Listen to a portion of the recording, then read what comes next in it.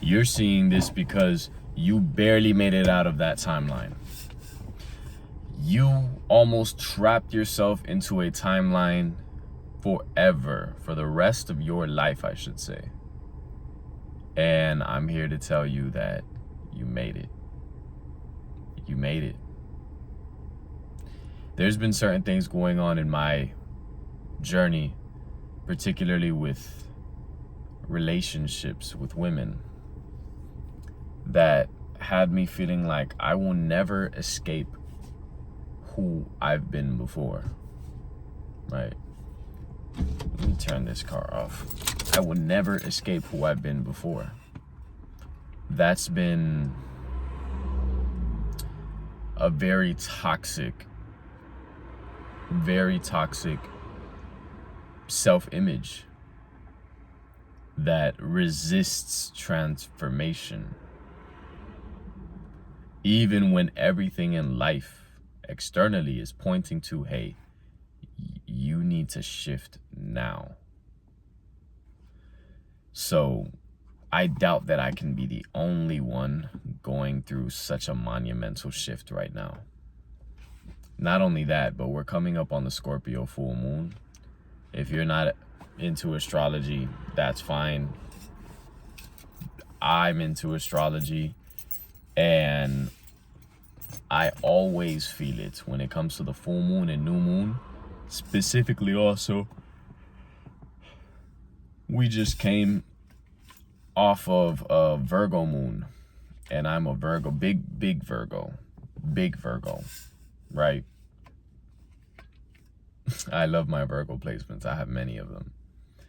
And every time I come through the Virgo moon, it's always a dark night of the soul, and it's always a shift that goes on, and that's every month, right? A lot of people don't think that men have a monthly cycle. We do. Everyone has a monthly cycle. Women are much more, obviously, because of their menstruation, but men also have that same monthly cycle. Now, some say it's tied to your sun sign. Whenever the moon is in your sun sign, that's when it is. That's when I feel it the most.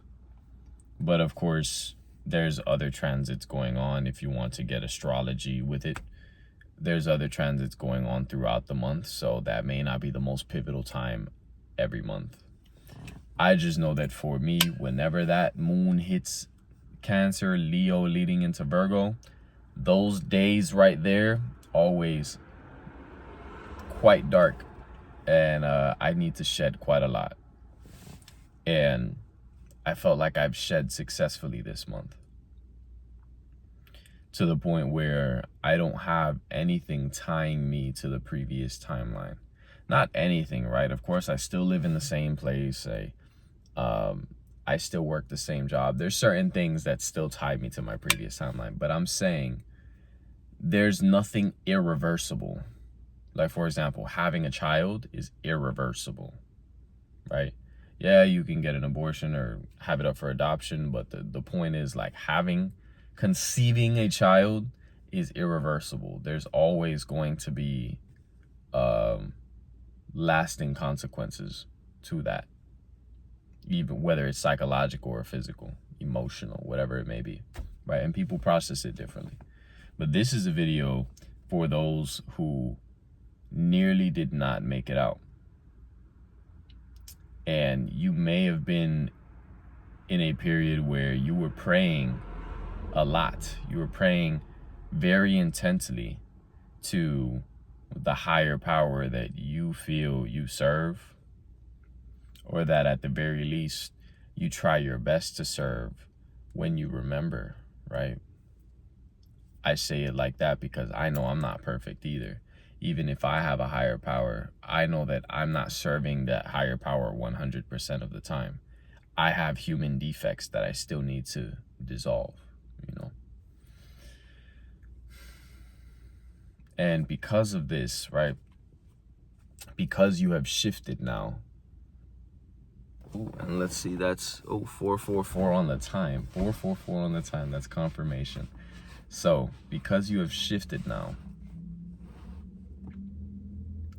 it seems like you know where you're going, but you're also in a liminal space where you don't even know how you're going to pull it off. And I'm here to tell you, of course, you will do it. You will do it. You may feel like right now, like you don't have enough support. Maybe that support doesn't necessarily reference if you have a team around you or not. I know that me personally, I'm a one-man team when it comes to pretty much everything that I do, especially with my music. You know, I mix, master, write, record, produce, everything. I do it myself. So you may feel like you don't have enough support externally, but sometimes you may also feel like you don't have enough support internally, whether it be lack of motivation or lack of energy or lack of time organization. Excuse me, lack of regulation, lack of emotional regulation and nervous system regulation. And this is all a learning process. You know, we're all working toward feeling as if we can really feel safe within our bodies throughout this experience. You know, right now it's 3 a.m. I'm in Miami. You see where I'm at. And I'm rarely up at this time. I took a nap between like 7 and almost midnight. So I'm wide awake right now. And I can say that the quietude of this time of day is something very interesting to me. Because I'm usually one who prefers to go to sleep early and also wake up early.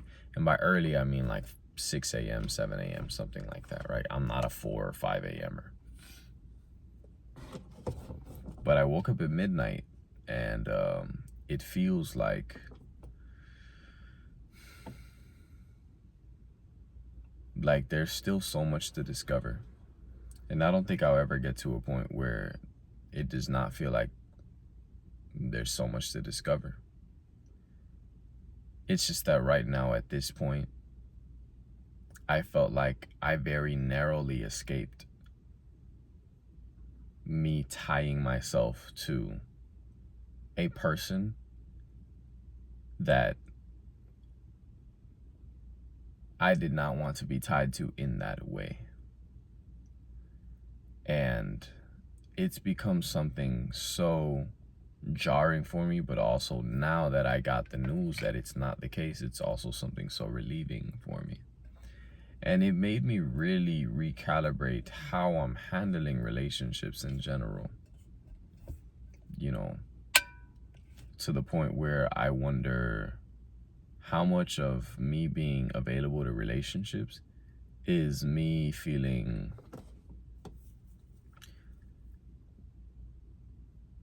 borderline desperate for a lasting connection. You know, sometimes I envy those who can be okay with just feeling like, oh, they're just by themselves and they don't care how long they're gonna be by themselves, but it is what it is. And it seems like women have a much easier time doing so.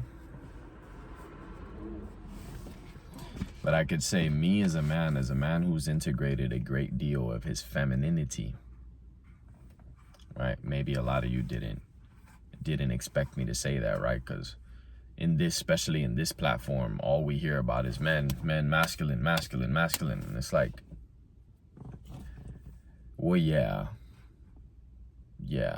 that's of course important. But each person has the feminine and the masculine polarity in them. And there needs to be some sort of balance. And I feel like I've never been more balanced in my life when it comes to my femininity and masculinity, to the point where I'm not ashamed of being even perceived as a feminine man, right? And I'm not saying of course there's a threshold, right? There's certain things that I just don't do as a man. But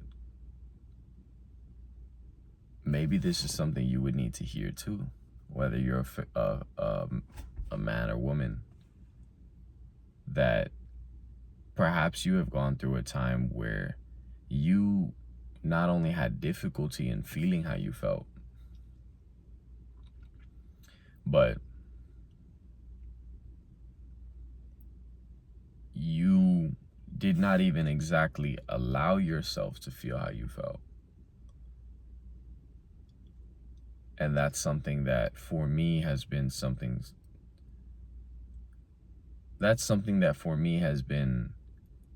instrumental in coming to grips with, so that I can fully integrate both sides of the coin that is me.